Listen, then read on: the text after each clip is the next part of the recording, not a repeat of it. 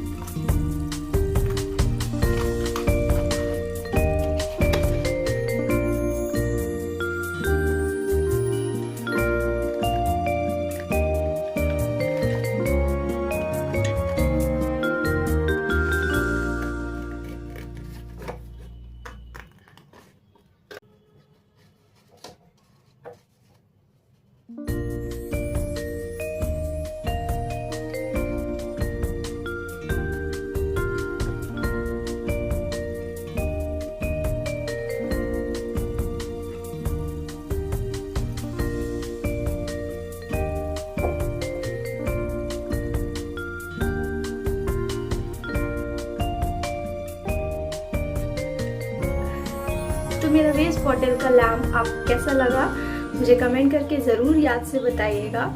और obviously please like, share and subscribe. Thank you.